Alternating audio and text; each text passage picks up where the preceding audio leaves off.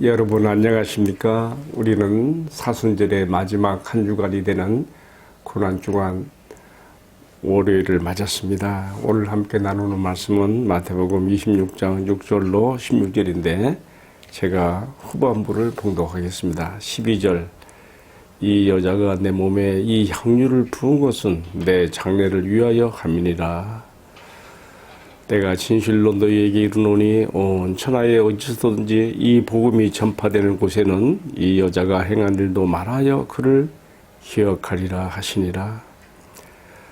그때에 12 중에 하나인 가룟 유다라 하는 자가 대제사장들에게 가서 말하되 내가 예수를 너희에게 넘겨주리니 얼마나 주려느냐 하니 그들이 은 30을 달아주거늘 그가 그때부터 예수를 넘겨줄 기회를 찾더라. 아멘.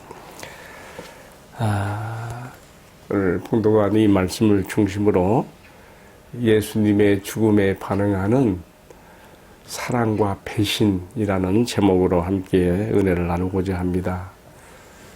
예수님의 십자가의 죽음을 앞에 놓고 여기에 대한 향유 부음으로 반응하는 마리아와 또 거기에 대한 실망으로 배신으로 나가는 유다의 이야기가 오늘 말씀에 주류를 이루고 있습니다. 자, 이제 본문으로 들어갑시다.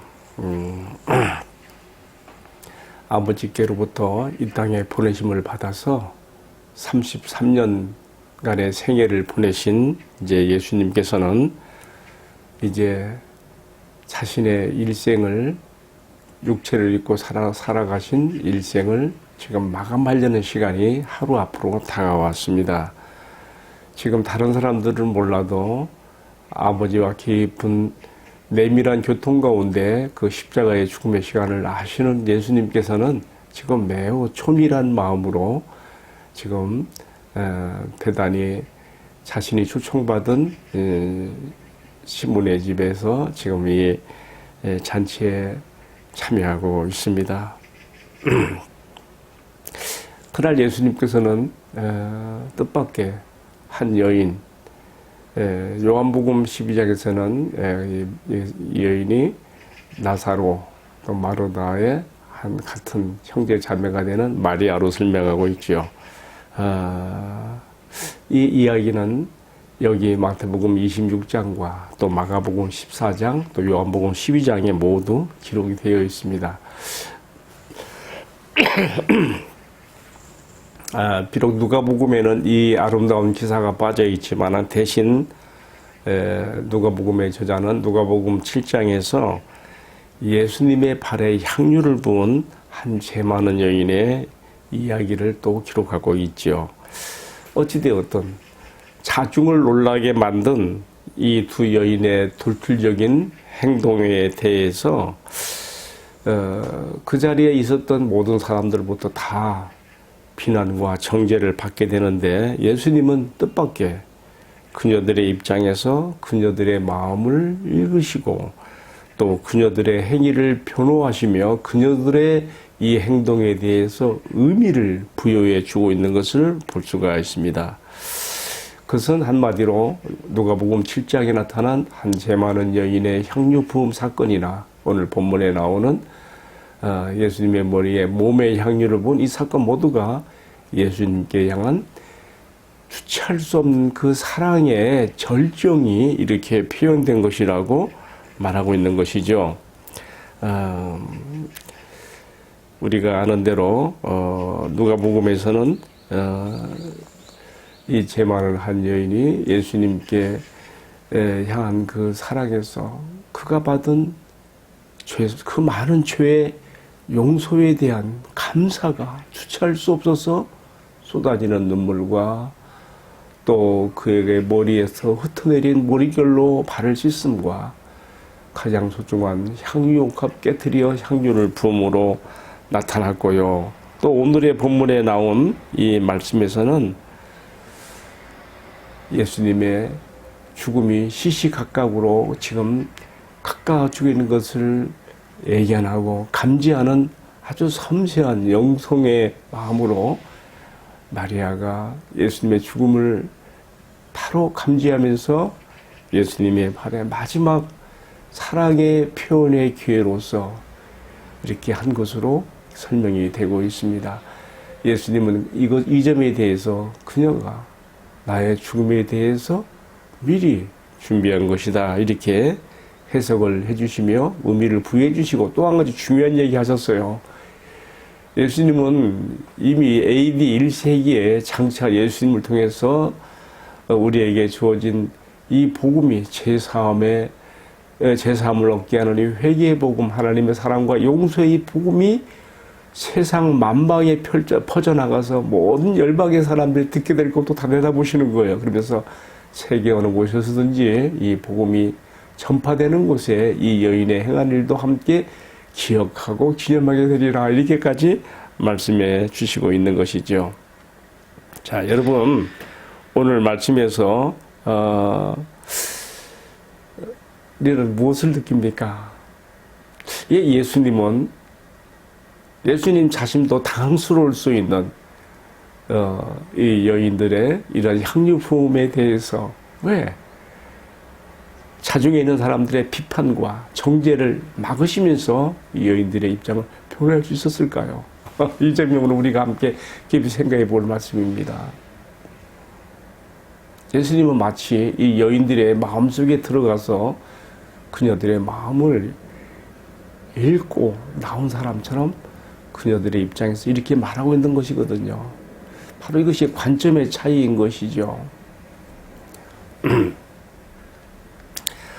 어찌 보면 예수님 자신도 누가복음 7장에 나오는 발에 향유 부었던 그 여인이나, 또 오늘 본문에서 예수님의 몸에 향유를 부은 여인에 대해서 그렇게 하지 말라고, 내가 좀 창피해지니까, 부끄러우니까 그렇게 하지 말라고 부담을 가지시고 당황하면서 그렇게 말씀하실 수도 있었을 거예요. 그러나 예수님은 그렇게 하지 않았습니다. 그녀들이 하고 싶은 행동 그대로 단 한마디의 말도 없습니다. 다만 사랑의 몸짓으로 표현하는, 그리고 그들이 가진 가장 소중한 것을 가지고 와서 그 옥합을 깨뜨려 붓는 그 행위를 그대로 용납하시며 오히려 존중하시는 마음으로 그대로 두신 것이죠. 그대로 두시는 그 자체에서도 우리가 예수님의 마음을 읽을 수가 있고요. 또 그녀들의 행동을 정죄하고 비판하는 사람들의 그 비판을 막아내시는 그 말씀에서도 우리가 이렇게 충분히 이해할 수가 있습니다. 자, 오늘 예수님의 이러한 모습은 우리에게 아주 깊은 교훈을 주는 것이 있습니다. 그것은 다른 것이 아니라 내가 어떤 사람들의 어떤 말이나 행동을 보게 될 때에 그 사람의 입을 통해서 나온 말 그 자체로만, 또한 그 사람의 행동을 통해 나온 그 행위 그 자체로만 그 사람을 평가하거나 거기에 대해서 반응하고 말하지 않아야 된다는 것이며, 중요한 것은 내가 예수님처럼 그들의 입장으로 돌아가서 그들의 관점에서 내가 바라봐야 된다는 것과, 또 그렇게 하는 그들을 이해하고 존중해야 될 것도 우리가 배우게 되는 것이죠. 자, 그런데 이제 제가 오늘 이제 또 반대적인 이야기도 하나 더 해야 되겠습니다. 오늘의 말씀 26장 14절부터 16절까지는 예수님의 죽으심을 앞에 놓고 그 몸에 향유를 부은 이 여인과 반대로 예수님이 그 죽음을 말씀했을 때 이 점에 대해서 급격히 마음이 실망이 되면서 예수님께 배신의 길로 가게 만드는 12제자 중에 하나인 가룟 유다의 이야기도 오늘 말씀에서 우리가 보게 됩니다. 가룟 유다는 요한복음 12장에서는요, 저는 돈을 좋아하는 사라하고 또 예수님의 그 제자단의 돈꾀를 맡았으므로 그 돈도 막 이렇게 훔치는 일도 있었고요.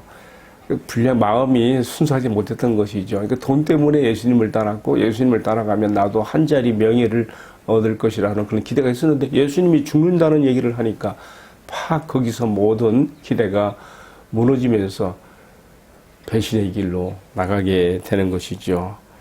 그가 대제사장 무리를 찾아가서 예수님을 배신하는 대가로 흥정하는 예수님의 몸값은 고작 황소 한 마리 값인 은전 30냥이었습니다.